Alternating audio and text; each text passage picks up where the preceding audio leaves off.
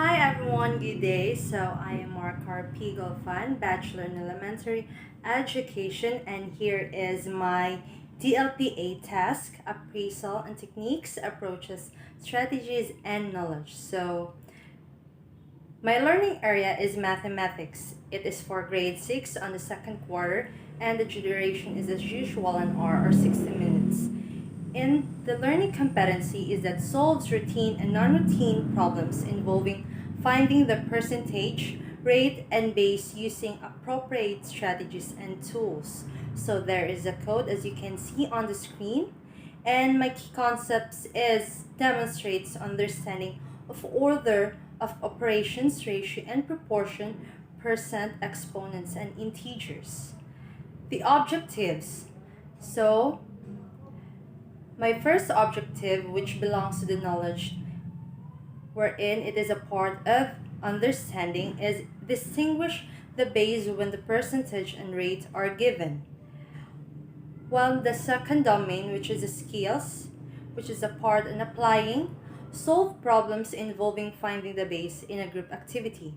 And my third domain on the attitude part, wherein it is on the internalizing values, practice personal discipline and orderliness in every classroom activity.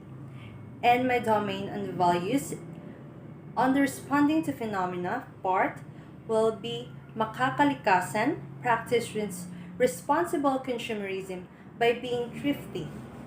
And my content is finding the base when the percentage and rate are given.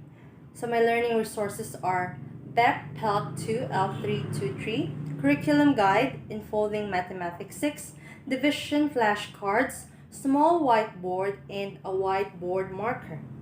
So these are my procedures.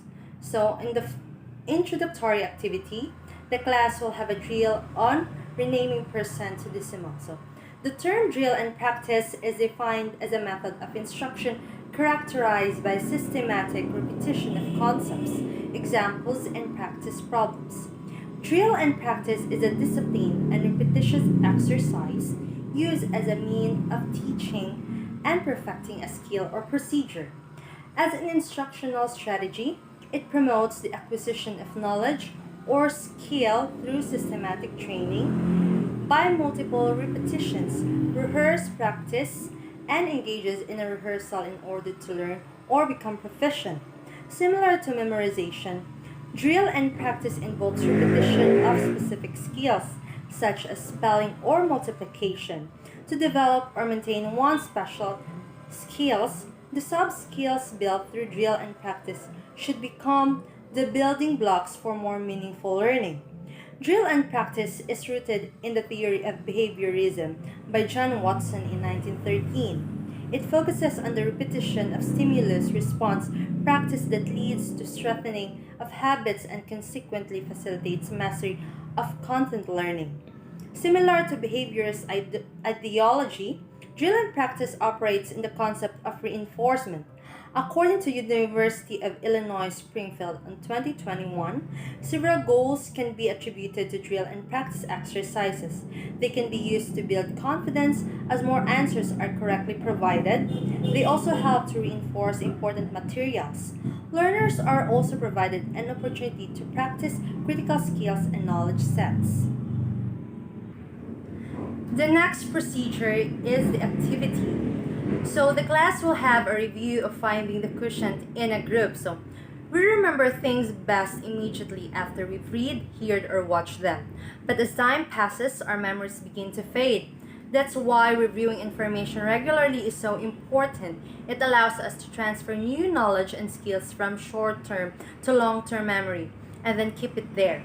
The more valuable or complex the information is, the more effort we need to put in. At the same time, it's more fun if learners do the review in a group since cooperative learning is based on two theories, which is the structure process outcome theory of Avidis Lunabidian in 1966 and social interdependence theory of Kurt Kafka in 1900. To be cooperative, 5 basic elements need to be structured into the learning situation: positive interdependence, individual accountability, promotive interaction, social skills, and group processing in a way they can understand deeply how to divide, because as stated by even more in 2019, division is one of those math skills that deserve lots of attention, explanation, and practice.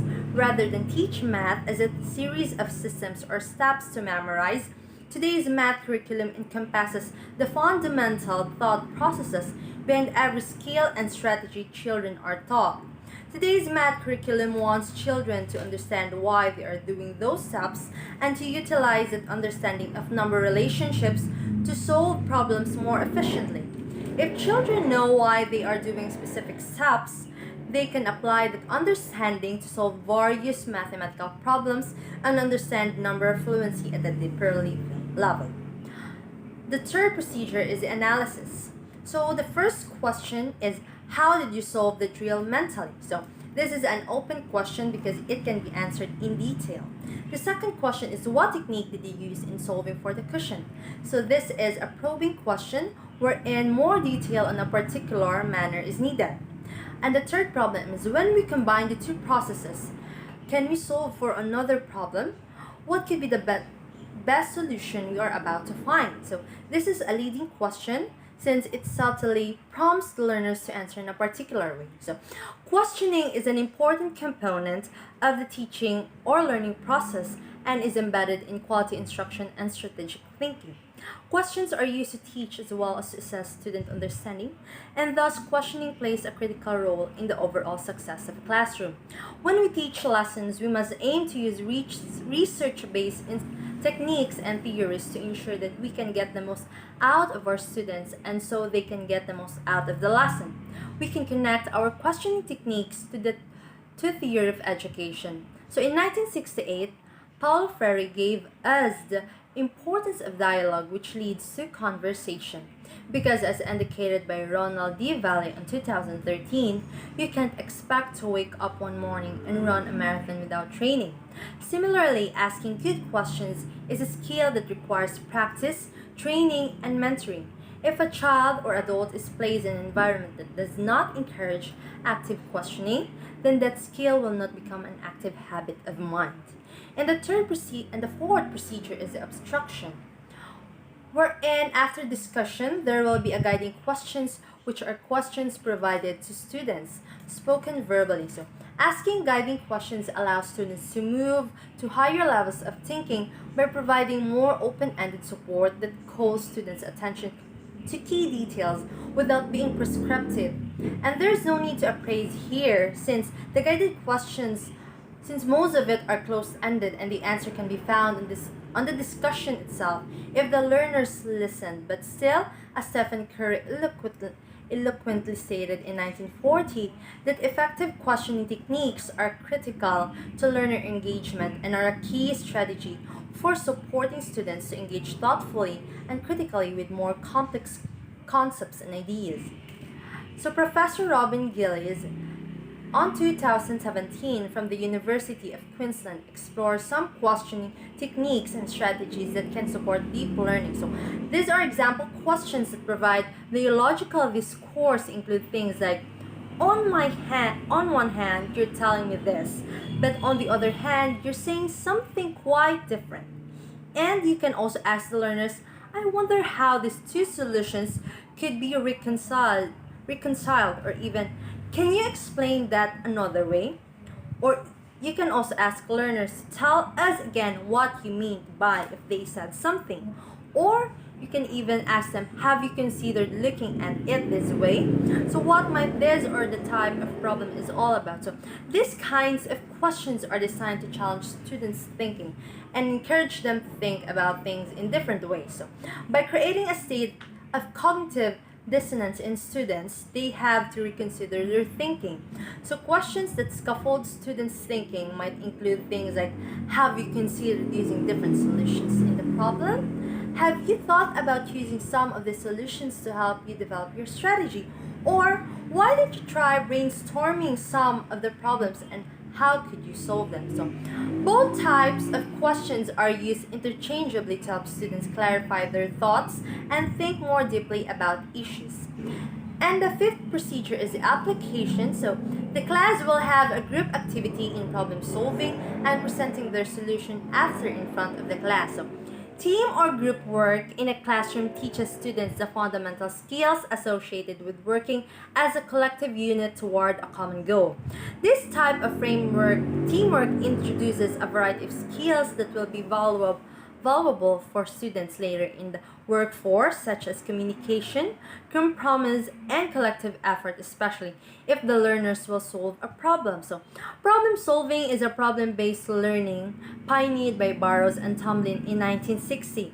It is a student centered pedagogy in which students learn about a subject through the experience of solving an open-ended problem found in trigger material. So, the PBL process does not focus on problem solving with a defined solution, but it allows for the development of other desirable skills and attributes. This includes knowledge acquisition, enhanced group collaboration, and communication. The PBL process was developed for medical education and has since been broadened in applications for other programs of learning. The process allows for learners to develop skills used for their future practice. It enhances critical appraisal, literature retrieval, and encourages ongoing learning within a team environment. At the same time, learners also will be able to do the presentations, which are a great way to have students practice all language systems areas such as vocabulary, grammar, discourse, and phonology, and skills such as speaking, reading, writing, and listening. So, as studied by Tom Hayton in 2019, they also build confidence, and presenting is a skill that most people will need in the world of work. He finds that students who are good presenters are better communicators all around, since they are able to structure and express their ideas clearly. And the sixth procedure is the assessment. So the class will solve for the base on a sheet of paper. So after all the group activities that they have done, the measurement of student learning through assessment is important because it provides useful feedback to both instructors and students about the extent to which students are successfully meeting course learning objectives. So Paul Black in 1970 stated that assessment for learning is an approach to teaching and learning that creates feedback which is then used to improve students' performance.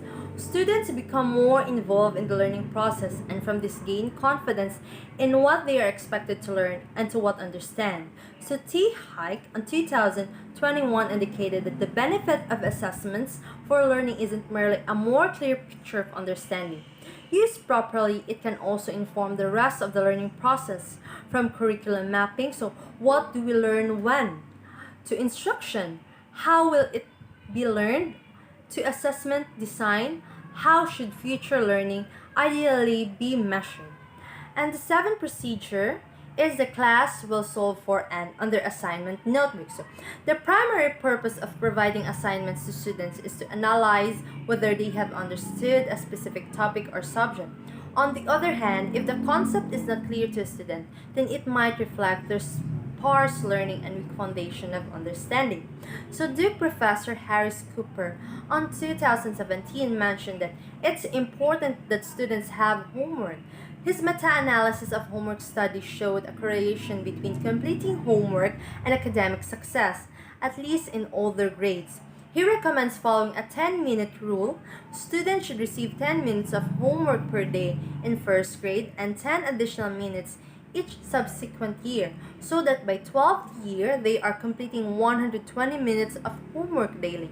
Researchers at Indiana University discovered that math and science homework may improve standardized test grades, but they found no difference in course grades between students who did homework and those who didn't.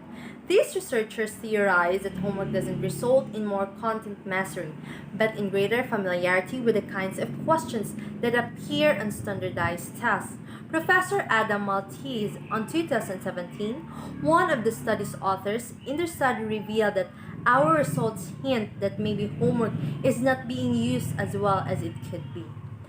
And now, I conclude that some people are born on the third base and go through life thinking they hit a triple by Barry Switzer.